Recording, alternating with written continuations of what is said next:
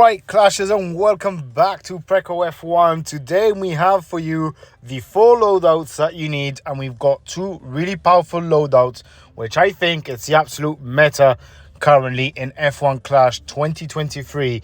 You're all entitled to give me your feedback and let me know down in the comments what you think about these loadouts and which one has been performing better for you. We're going to go step by step on each and every single one of them and explaining the pros and the cons, what's best and what's the worst thing for it. So, without further ado, now that you've hit that like button, if you're a new viewer, I suggest you go and hit that subscribe because we got so many guides and tips coming your way, and a new track guide, a track guide is going to come very, very soon, guys.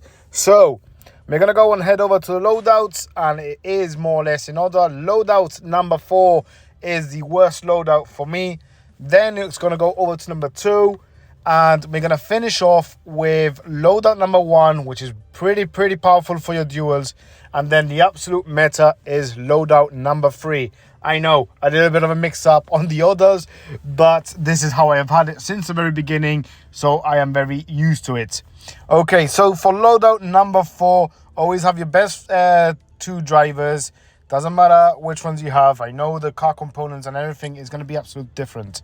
So, loadout number 4, it is all about the power unit. And I rank this loadout last, 4th. Absolutely it's just not useful enough when you're racing. I know there's one subscriber out there, one viewer, that is going to hit those comments really straight away because he absolutely loves the power unit setup.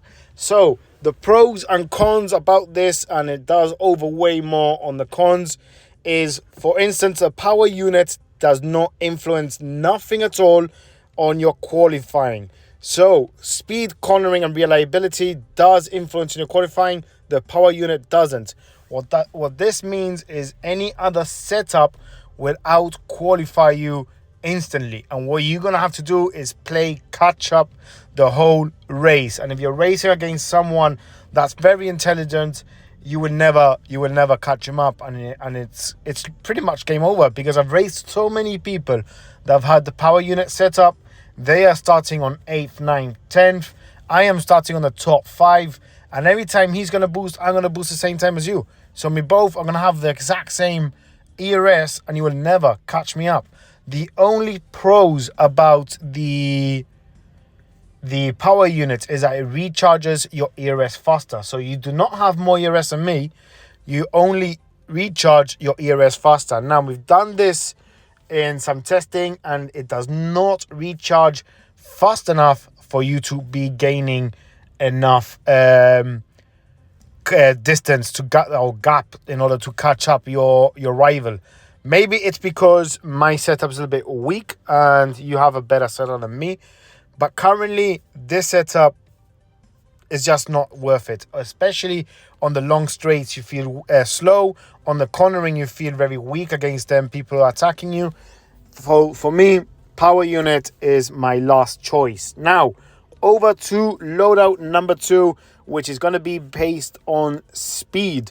You also need a setup or a loadout for speed, because one thing that Hutch gave us a massive tip was that each car component will perform differently on each track.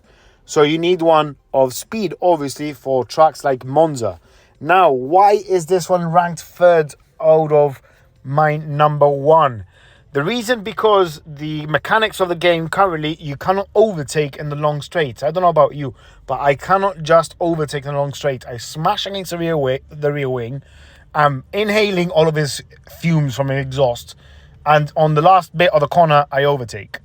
Apart from that, if there's any other cornering from there, I am done for. So speed, I think it can be a very powerful loadout, but because you cannot overtake in the long straights, I think I shall rank this one on 3rd. But you should have these, because in Monza, on long straights or something like Miami, you will notice that you will catch up your drivers or your rivals or the AI. You will catch them up, but you just don't overtake. The same as the back markers. You're smashed against the rear wing and you just don't overtake. So that's why it is ranked number 2. Now, the absolute OP loadout, it's more or less on par, loadout number 1 and loadout number 3. But we're going to go over to loadout number 1, which is more or less ranked 2nd. I can say, more or less, it's a well-balanced loadout and heading more into cornering. As you can see right there, I have my cornering stats a little bit more higher. Now, this one is the absolute goal for your duels because you do not know which track is coming out next. So a balanced setup with a little bit more cornering, because you overtake so much on the corners, you want to add a little bit more to your cornering. So loadout number 1, a balanced setup for your duels, is the absolute meta because you do not know what track is coming out next. And I'm going to do these on the track guides, but each track has its own attributes and most of them do not favor speed. So a balanced one, heading more to cornering, is a good choice for your duels. Now, the absolute meta, which I've been using on my GPs, I do swap around between loadout number 1 and loadout number 3. This is going to end up as a shocker for you, but here it is. Loadout number 3. My team score drops massively because I got a common card, but it is all about that cornering. You do not stand a chance against someone that's playing with you with massive cornering and boosting at the same time to overtake you. You're literally like a sitting duck. He will get it done. And in the space of 1 lap, if you have reserved enough ERS, I promise you, sometimes you can even overtake up to 6 or 7 cars in just 1 lap. This loadout currently is the way forward to go, especially in tracks like Singapore, where there's no straights. It's all about cornering, and you're just flying through the track with this. Obviously, you are going to have different car components to mine, so you can play around, but I do suggest that you have a loadout specialized on cornering. And just test it out, guys. Let me know down in the comments what you think about these 4 loadouts. You do need it because Hutch did say that car loadouts and car components would be more important this year, and you need it for different tracks. So these are the 4 loadouts you need. You need 1 of balanced, 1 of speed, 1 of cornering, and 1 of power unit. But that's how I ranked it. I rank my number 1 going to cornering, number 2 balanced going towards cornering, number 3 is speed, and number 4, sorry to say this for you power unit lovers, but I'm ranking power unit as a no-go and 4th. Please, guys, let me know down in the comments section what you think about this, if you have tested it out and you know something different that I don't know. But anyways, thank you so much for watching, and I catch you up on the next track guide that's coming very, very soon your way. So hit that subscribe button, guys.